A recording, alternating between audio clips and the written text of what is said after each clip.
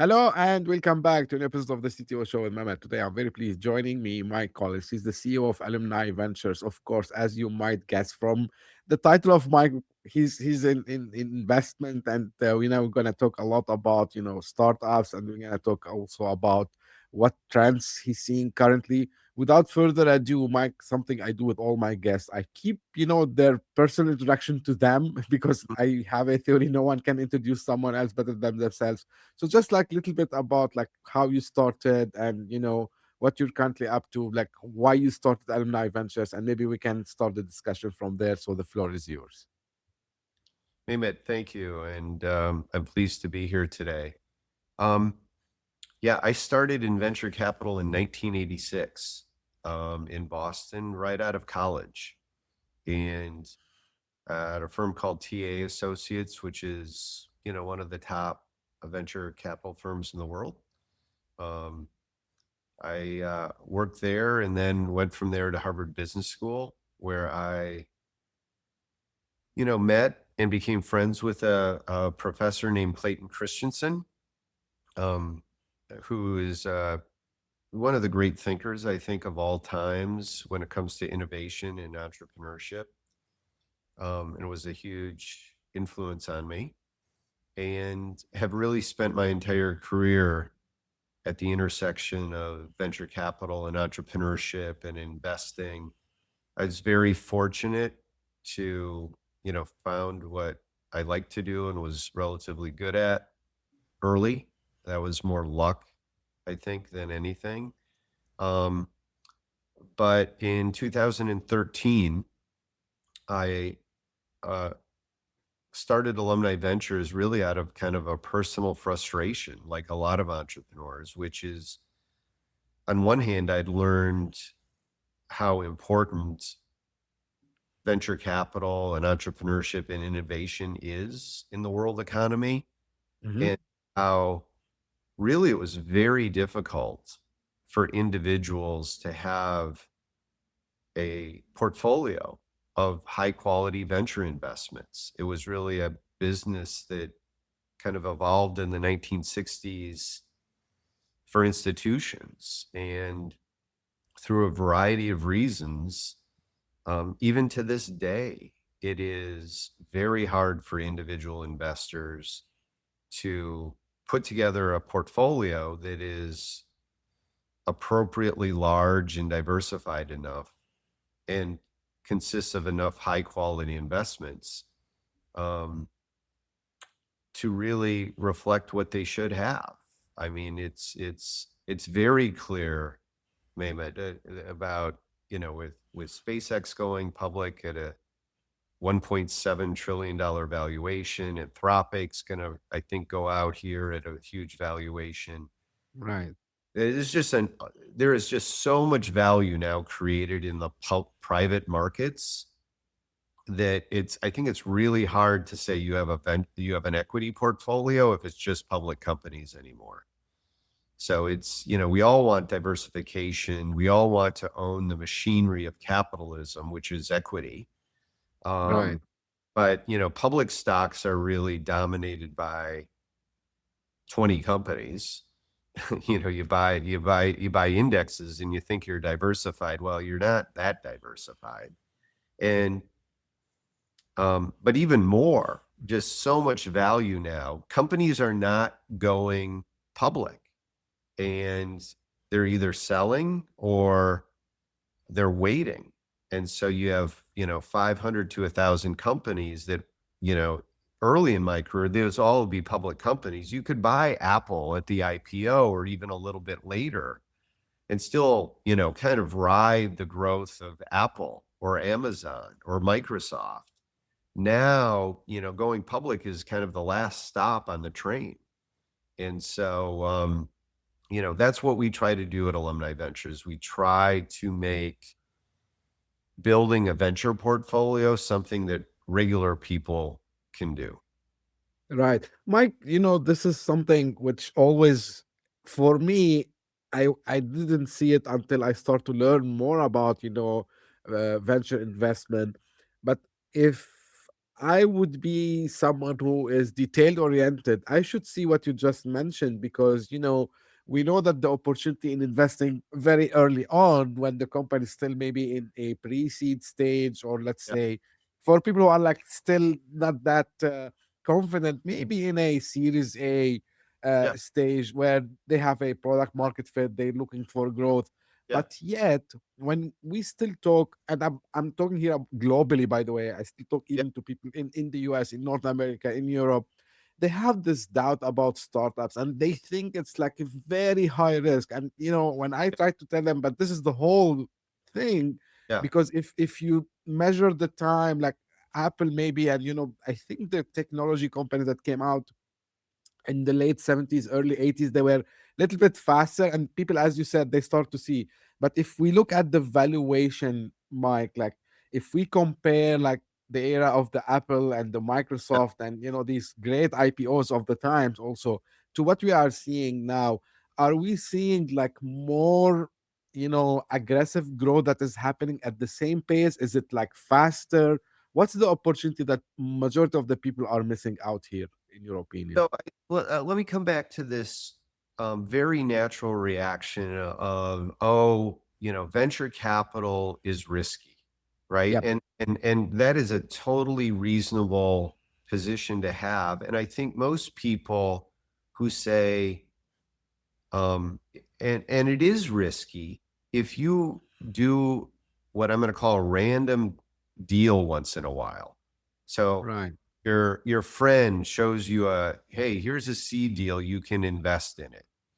And or your accountant sends you a deal and you do a deal or two a year. I agree with you. That is risky. And that's more like you want to do that because it's fun to gamble and and maybe you're helping out a family member or it's fun. That's fine. Um, but there's a couple of things about venture capital that is really important to understand for your listeners, I think. Number one is really good ventures end up with really good venture capital firms as their lead investor. Um, so companies like Khosla, Andreessen, Sequoia, Benchmark, Lightspeed, GB, USB, there's 100 to 200 really top venture firms worldwide. And if you are running a good startup, you are very quickly, probably at your A or your B round of financing, are going to be bringing in one of those top or more of those top tier players. So the challenge is for most individuals kind of doing this alone, they're not going to get into a Sequoia A round as an individual with a $25,000, $50,000 check. One, they're probably not even going to hear about the company. Two, Right. the company is not going to bring them in to their deal and deal with a stranger that owns a little bit of their company. They don't need the 25 grand. They don't need the potential hassle of an individual. So on one hand, they're right. If you just do venture capital kind of randomly, that is not the way we think it should be done. We think venture capital should be done with a big portfolio where you are investing alongside really strong lead investors. And if you put together a portfolio of, you know, 25, 50 companies, and they're led by these kinds of venture capital firms, I don't think that that's frankly any riskier than investing in a basket of 50 public companies. So it's like the key is how do you get access to a portfolio of 50 to 100 top tier venture capital deals? And that's really kind of the secret sauce behind Alumni Ventures is we spent the last 12, 13 years pooling together individuals. So none of us can do this alone, but together by pooling our money and pooling our network, we're able to compete and to get into deals like Grok, like Aura, Hmm. we're in companies like Anthropic and SpaceX and Stripe through our sister company that does more later stage stuff. But we have we have a tremendous portfolio, and that's why we exist. We exist to let regular people who in the United States, you still have to be accredited, Credit. which is we can discuss kind of a crazy rule, but it is the rule. You can go to Vegas or Kelce and bet on anything, but you can't put $25,000 into, a portfolio of tier one VC deals unless you're rich already, kind of crazy, but, those are the rules we live by. So, AV really is a business that serves accredited investors, but we really try to educate.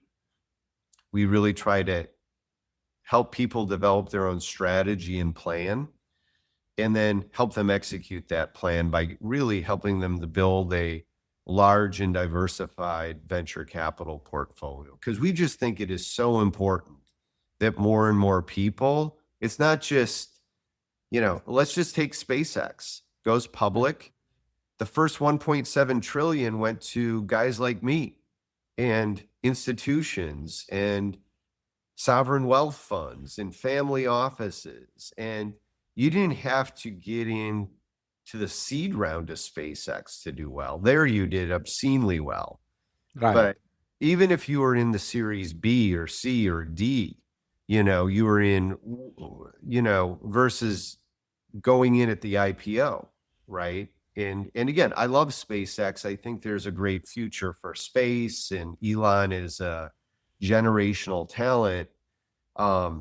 But it's a lot. You'd rather have been in to SpaceX at a $50 billion valuation than later. So I actually even think that there's not just two markets, there's actually three markets. There's public stocks, there's venture capital, which is our space, and then there's these late stage private companies, the companies who could be public anytime they want, but they prefer to stay private. I mean, more and more entrepreneurs are saying, I don't need to be public.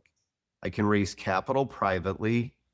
If you've got a good business, that's not a problem. I can provide some liquidity to my employees through secondaries. So the ability to kind of, let your teammates buy a house, or take some of your early advisors or seed investors and give them some liquidity. It takes the time pressure of selling the company or going public off the table. So, and frankly, it's just, you have a lot more flexibility privately. You're not going to get sued if you have a bad quarter. You're Yeah. not going to have, you're not going to have macroeconomics things driving your stock down by 20% and all of your employees freaking out because of it. So, there's a lot of very rational entrepreneurs who are saying, I prefer to stay private. Thank you very much. I'm in no rush. Right. Mike, all what you said is something, every single, the past 2, 3 years, I try to learn a lot about, the business model of a VC firm. I enrolled even in some courses to understand more. I read every single book possible. And to your point, like, you have to do a lot of bets until you find, the one that can return the whole fund. Actually, this is what you aim for now, but still we see the people who argue like, hey, I can do this kind of diversification by putting like small angel checks, like $1,000, even maybe 5K Yeah. in a bunch of companies. Do you like, and usually I tell people, hey, like maybe you can start with this, but if you want to really see like the big, returns, it's probably better that, you know you need to be investing in a venture capital as an LP. So now, and again, the discussions start to come up because people, they say, hey, like now AI can help me in finding these promising companies and Yep. all this. What's the role really for the general partners now to you know to tell people like, no, okay, you can write your own checks, that's fine, but if you want to see like the larger picture, the bigger picture, you still need to have these connections to the GPs who are managing these firms. Yeah. I think it is, put yourself in the position of a really good startup. Okay. Um, why are you taking money from this person? Mm-hmm. Assumption is, oh, I need the money and they're giving it to me. Well, that's not really, if you're a good startup, that's not really the problem. Okay. You're having really good professional venture capital firms kind of competing to be an investor in your company, right? So getting a venture portfolio is easy. Getting a good venture portfolio is nearly impossible for an individual acting on their own. And I've been doing this 40 years. It is really, really hard because, you know, you have to know about the company. You have to convince them to take your money. You have to, build a portfolio of 50 to 100 companies. And oh, by the way, then you also have to file tax returns on every one of those investments. If Right. the math basically says, you are pointing it out, if you have a portfolio of 100 venture investments, probably you're going to lose money, even if you're a top venture firm, in half of them. Mm-hmm. And a quarter of them, you're going to, lose a little, make a little money. And then maybe 10% of those companies, 10 of 100, are going to provide all of the returns. The issue is just you don't know which 10. I mean, it's just, you can use AI all you want, but there are so many uncertainties. These are things that don't exist yet. So, and then, oh, by the way, if you knew which 10 out of the 100 that Andreessen Horowitz was doing were going to turn out to be the home runs, why are they taking your money? Right.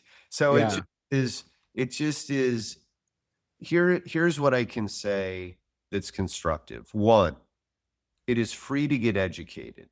So learn about venture capital, learn how it works, learn the terms, learn the good firms, look at the technology trends. We run free webinars every week, online, in person. We have videos. There is AI. You can learn about anything if you want to put your mind to it, right? So one, start with getting educated. Two, I feel very strongly that if you're going to invest in venture capital, you need to invest alongside really top venture firms. You have to either get into their funds, which Right. takes enormous amount of money, 10, $25 million minimums for a lot of these venture capital firms to invest in their funds. So I was talking to a large Korean conglomerate, and they were trying to get into a top tier venture firm's most recent fund. And they had $100 million and they could not get in. They did, the venture firm said, we will put you into our health tech fund, but you're not getting into our flagship fund. Uh-huh. So access to these top venture firms is very, very hard because they've had relationships with 30 years with organizations and people, and they've made enormous amount of money themselves. So they're investing their own money. So again, they're not interested in taking your $25,000, frankly. So, Yeah. but the deals that you want to get into at the seed, Series A, Series B have those kinds of firms leading the round of financing. So one, get educated. Two, figure out how you can get into top tier deals. And number three is, how do you develop a portfolio that has 50 to 100 companies in it? Right? Right. Otherwise, otherwise it is gambling. Otherwise it is for fun. Yeah. Otherwise, but to really, you need to think about it in the same way that very rich people think about it, and endowments and pension funds and sovereign wealth funds. They own public stocks, They own late stage private stocks in a portfolio. And they're owning a broad swath of hundreds of venture deals. And they're Right. probably in 5 or 6 different venture funds. And so they own equities along the life cycle, along the journey. And so Alumni Ventures exists to help individuals with a lot less money, $25,000, $50,000, develop a portfolio of venture capital deals, late stage private deals. That's where we can help supplement what you have in the public markets. And we do that because we've built up a huge network of customers and we pool money together. So together you add up the $50,000, $100,000 from 15,000 different people, and all of a sudden it's a meaningful check. Right. And more importantly, like, why does this really good company where they're having their A round led by NEA or Bessemer bring in money from Alumni Ventures? It is because that network, all of those individuals and 1,600 portfolio companies are valuable to the entrepreneur. So Alumni Ventures, I think, arguably has the best network in the industry. So it's like, if you're the entrepreneur, okay, I've got Sequoia leading my A round. They're putting in $25 million. And I'm going to take $2.5 million from Alumni Ventures. Great. And their network is fantastic and helps me with introductions, helps me with recruiting, helps me achieve my business goals. And oh, by the way, their network is also somebody I want to sell my product to, or when I do go public, I'm going to have a built-in network of tens of thousands of people who might want to buy my stock at retail. So it is a very different approach, but it's really that's our mission in life, is to help the individual investor do what the big institutions do, which is to participate in the engine of a capitalist world. Right. At early stage, so you can, figure out, I mean, to find out that you are able to get these big returns, which probably an IPO cannot guarantee. Because I think I read sometimes, like, I can't remember the exact number, but it's a large percentage where IPOs, even they are shiny, like, of course, we will exclude the big ones like SpaceX, probably Anthropic is coming, OpenAI would come. Of course, like, I'm sure these will be successful ones, but I mean, majority of the time, if you look at the company stock price after a while, actually it decreases. And as you said, the people who, like, they get the gains are the ones who sell at the time of IPO, right? Who are the early investors. Now, I want to discuss something very important nowadays, which is, I'm hearing a lot of opinions about it, which is the AI and the evaluation and the valuation for the AI companies, Mike. um Sometimes we're hearing, in the wire, about companies with zero revenues. They have just, you know uh, maybe an MVP, and they're raising like large amount of money with high valuation. And sometimes we're hearing about, you know other companies which they have some, motion, but they're not able to raise the same Mhm. amount of money, not the same valuation. And there's like a doom and gloom in the AI. And probably I can say the same thing in maybe fintech, in also health tech, but AI now is the dominant theme. So what are you seeing, happening here different from what used to happen in the SaaS era, let's say, or, in previous, like, these cloud computing, Yeah, waves? But why in the AI these valuation are going to the roof, Mike? And how we can separate what's real from what is just like, yeah, it's just another AI company. I guess I would encourage people to avoid the extremes. So again, I just have the perspective, having been doing this for 40 years, that I've seen technology disruptions before. And I truly believe that, AI and things going on in life sciences, things going on in energy, things going on in space are truly disruptive. But I do think, people who say, oh, AI is going to replace all humans, or this is going to lead to 50% GDP growth in 2026. I think there are AI utopian people. Hmm. There's AI doom and gloomers. And those things have always existed from, the discovery of electricity, the industrialization of the automobile, the personal computer, the smartphone. These things tend to disrupt things, but they take time. And the extremes are really not the way to think about it. So there's nuance. Do I think AI is an enormous disruption in technology? Absolutely. Is it going to change every career, every company, every society? Yes, 100%. I believe that. Do I think there are individual companies that are incredibly overpriced and not worth investing in? Also true. Do I think that there is going to be backlash? Do I think there is going to be AI companies who fail miserably? Absolutely. Do I think that there is going to be unanticipated startups that change the world? Yes. Do we know what they even all are yet? No.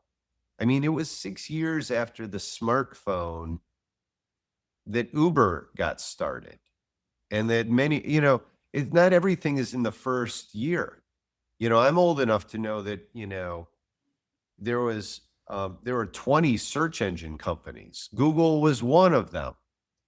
They won and created one of the great business franchises of all time. In hindsight, that's like, oh, why didn't I invest?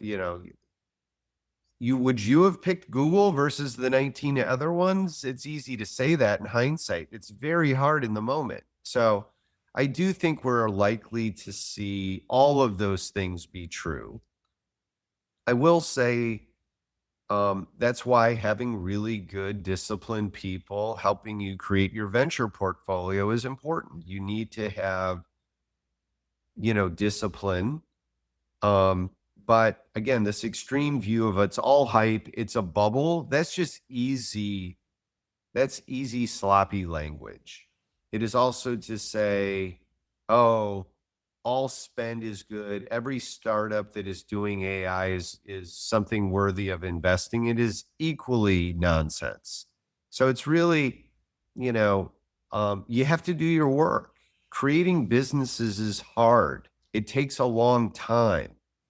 People that want to kind of get rich quick in any form of life, investing or with their career. No, I mean, good things are hard. Hard things take a long time. You look at NVIDIA, right? It's been a Yeah. 40-year journey for Jensen and his team. They've evolved, they've struggled, they've nearly went out of business.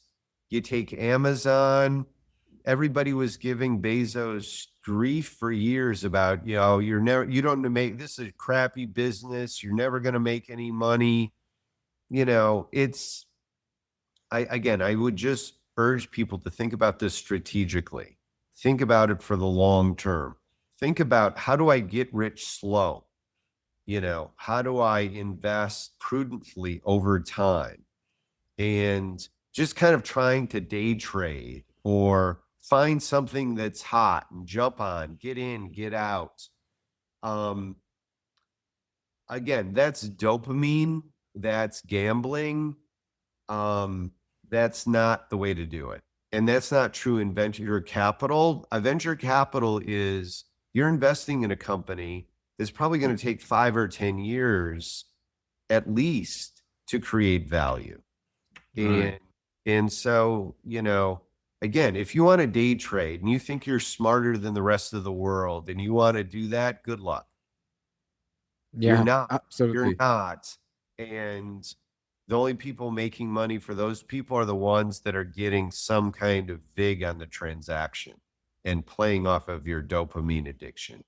So it's like if your investments require you to look at your phone every day, yeah, that's in the gambling bucket. It is. It is indeed because, you know, I think it's a human nature. Sometimes we look for shortcuts. Yeah. But I tell people like this asset class is the one that there are no shortcuts. It's just, it's a game of waiting, Yeah. and you just, you set and forget, as we say sometimes technically.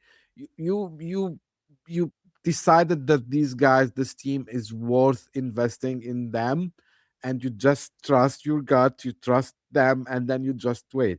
And And talk about, you have enough of them yes, that are vetted and you love every one of them, but you know you need to invest in 50 or 100 of these things. And you want to invest not only just in 100 of them, but that's more like 25 this year, 25 different ones next year, 25 the year after that. I mean, even the great investors of all time, people like Warren Buffett, um, they had a power law too. Most of Warren's wealth was created because he's lived to be so old, frankly. And he's had yes, decades and decades of compounding and things going up and things going down and recession and war. And, you know, he's just lived a long time.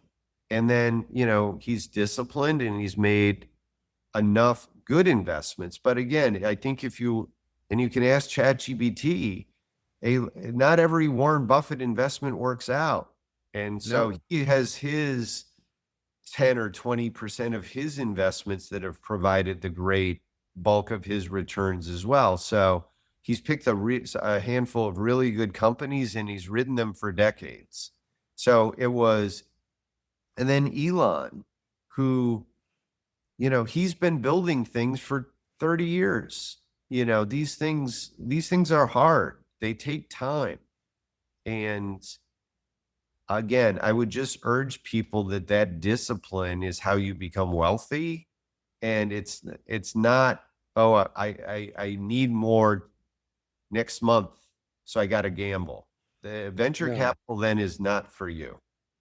Right. It doesn't work this way. Speaking about founders and teams, Mike, like from your experience, and I'm sure you've met thousands maybe, and you listened to a lot of pitches also as well. So what for you? What makes you think that this team gonna make it, like a founder or founders?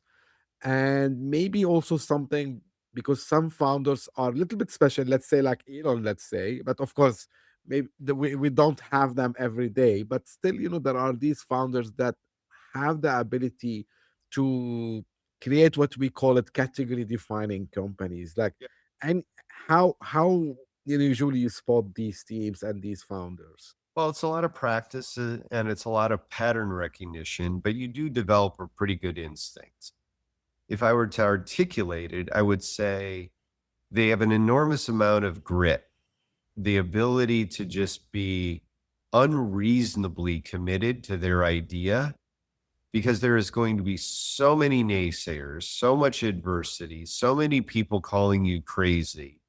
You need to be just insanely committed to your idea. And usually it's not really even motivated by money. It is just an incessant belief that the world needs this thing that I'm building. I would also say I'm a big fan of Peter Thiel's perspective of really looking for entrepreneurs that think the world has something fundamentally wrong and that they think um, they can almost create a reality distortion field of pulling the future forward. Like the world needs to be on Mars. And people think that's crazy. People think that, but I am going to pull that into reality. So you look for entrepreneurs who just see things differently. And again, I think Steve Jobs was often described as this kind of personality that would just create a world and bring people into his orbit around building Apple and the personal computer and, the smartphone.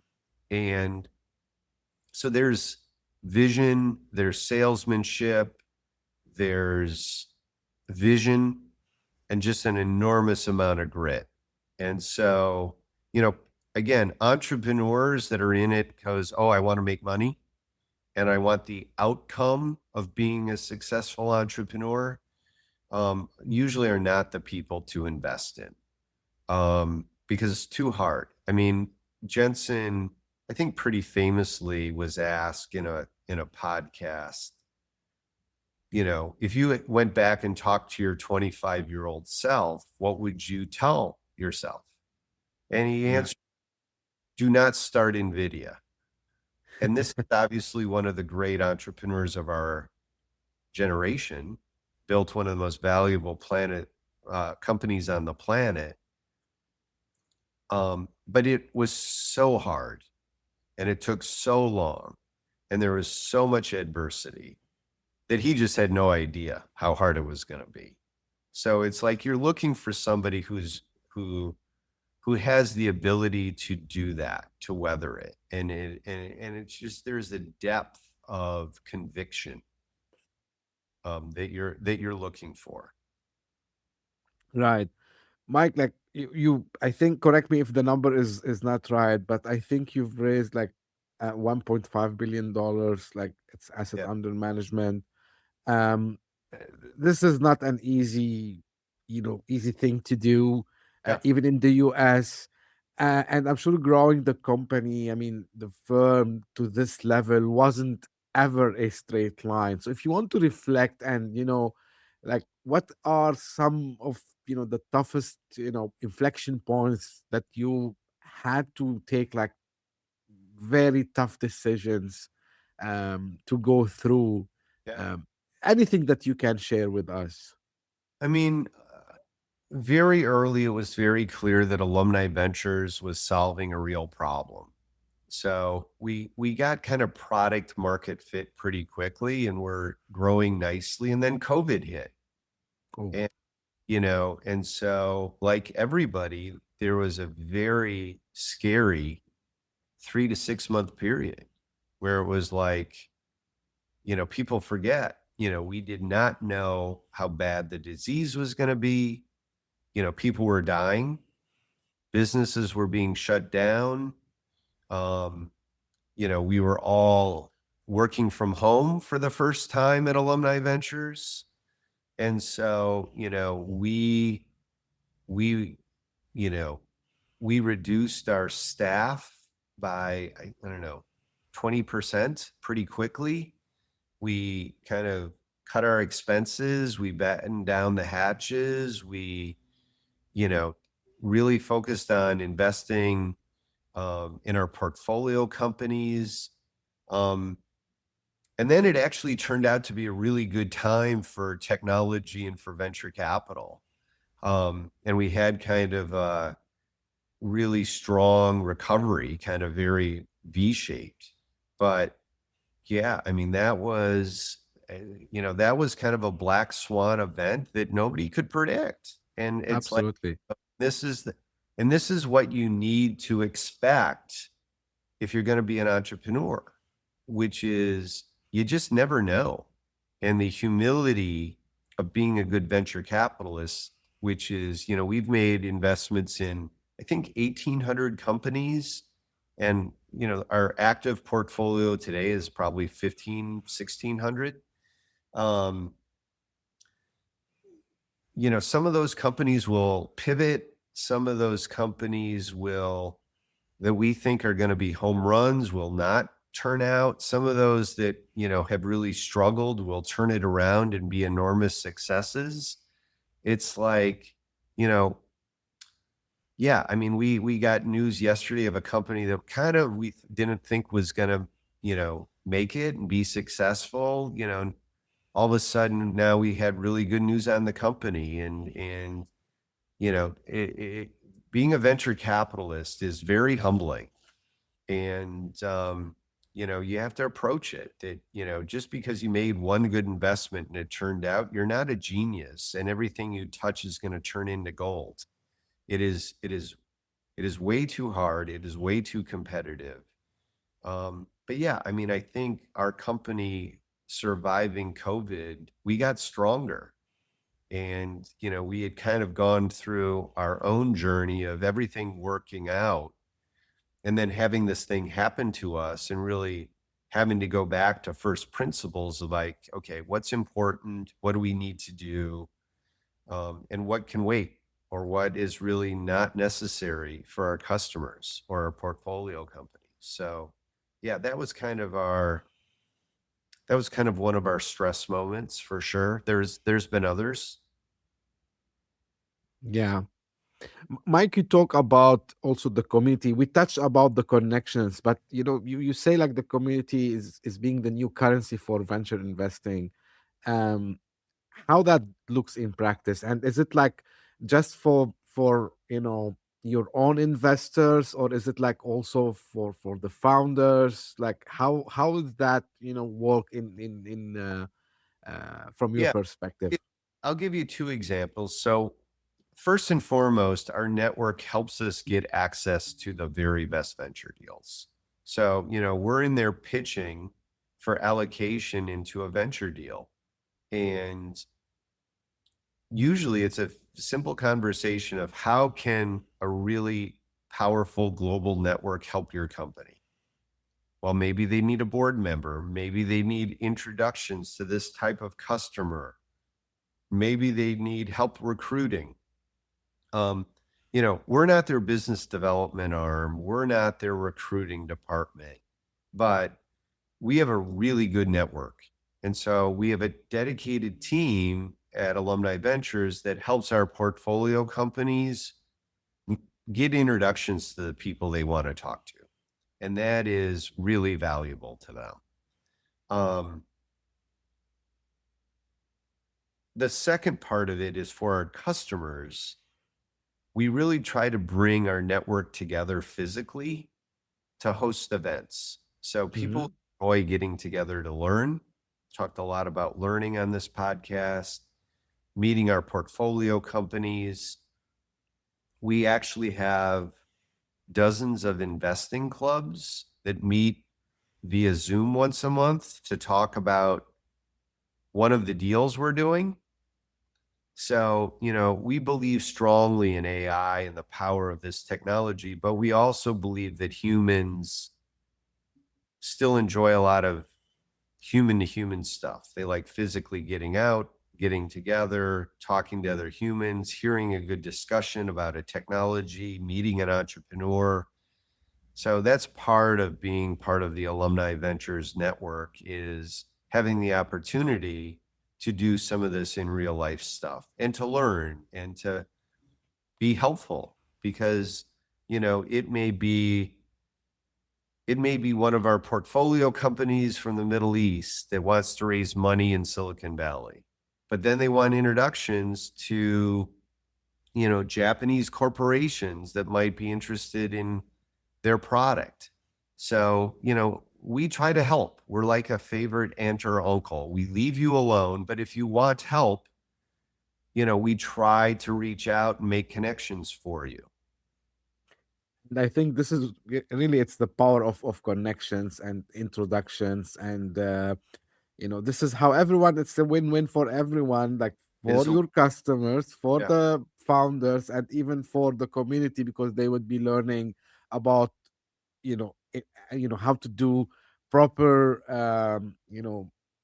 I would say, uh, follow up on the technology investment, like how to get into someone who have skin in the game, like yourself, Mike. And I'm sure like this is one of the main things why I was happy to have this podcast with you, is to tell people like this is where, when you have someone and a team, of course, who have done this for a long time, so you do with them the investments. So, and people, they don't understand. Maybe you gave some examples about the taxes and the other things, but there's a lot of nitty gritty stuff that goes in the background, that people, they see just the announcement. I was like this, by the way. Like I didn't know a lot of the things that goes in the background from the moment you try to source the deals until you secure your spot, and then actually you go in negotiation and the whole stuff, and then until the exits. So there's a lot of work that goes in the background, and I think people, they need to understand that you are in safe hands, when you do it with a proper Of venture firm. 130 people that get up every day to serve our clients, to source investments, to be sure that they have a good investor portal, to be sure they get their tax information on time. Again, I just think it's practically very, very hard for 99% of the people to do this the way that it should be done. And again, if you Right. want to just do a deal now and then for fun, that's fine. But again, I would just encourage people to visit av.vc and, attend our webinars, start learning, do your research, due diligence, start looking at the deals we're doing, and just say, do I have access to these kinds of deals? Uh, I'd say with a great bit of humility, no, you probably do not. Okay. So, Yeah. I know that's why I started the business, because even though I had spent time in the ecosystem, I couldn't do it alone. And True. I couldn't put together a portfolio myself that would be 1/100th as good as the AV deal access today. We have built an enormous company and machine so each one of our investors can participate in a smart way. Great. I know we said about, you people, they have to be accredited investors, but do you accept international investors also, Mike? Yeah, it depends. It depends. But yes, we have about 5 or 10% of our customers are international. Again, there's different rules. Some of those people we have set up kind of offshore investing mechanisms. Some international customers of ours already have kind of domestic US access. So my advice there is just reach out to our team. We have a whole set of people that just talk to prospects and investors, and um, talk to us. It's very simple. That's just, again, I know it sounds old fashioned, but that's just the easiest and most efficient way, is just get on the phone with one of our people and see if there's a way that we can help you. No, I agree with you, Mike. Maybe it looks like the boring old style way, but this is every single episode. I ask, my guests to tell us where they can be reached out from, and thank you for mentioning. I'm gonna put the website in the show notes. Um, we really came to the end of this episode, Mike. Any final thing you want to say before I do the closing? No, I'm just saying, I think it's a really amazing time in technology. So there's AI, there's incredible things going on with energy, nuclear fusion, fission, renewables. I think there's really exciting, promising opportunities in healthcare and drug discovery. I know most of us have been touched personally, with family members that have had cancer or Alzheimer's or diabetes or heart disease. I think we can all be really optimistic that there's going to be great progress in healthcare and drug discovery in the next decade. I think there's really cool things going on in space, in logistics. I just think it is such a golden age. Just do not believe the people who are extreme, that think it's a cure for everything and it's all going to be tomorrow. And don't believe the people who are doom and gloom and Luddites and wanting to kind of stop progress. Um, both of those things are really wrong. And so, just take it slow, enjoy life, learn, grow, invest, get rich slow. Get rich slow. I like this approach, Mark. And to your point, yeah, it's not like the end of the world tomorrow, and of course, it's not like the brightest future also tomorrow. So I call it's business as usual, but we have, as you said, this golden opportunity. Mike, I really thank you a lot for the time. It's early morning for you when we were recording this, so I appreciate this. The link to the website will be in the show notes. if you're listening on any of your favorite podcasting apps, if you're watching this on YouTube, you'll find in the show notes. And this, I'm ending this time, this episode. So for the first time since 4 years, I'm taking a break for this summer. So we're gonna air this in August. Of course, it's gonna be out in August. So coming back, hopefully in September. Still, we're gonna decide the dates, but we're gonna come maybe probably with the better format, and we're gonna change few things as I received a lot of feedbacks from you, my listeners, and people who follow us. So thank you very much, and as I say always, thank you for the support. Stay tuning for the next season. I will announce it on my socials. So thank you very much, and hope to see you again very soon. Thank you. Bye bye.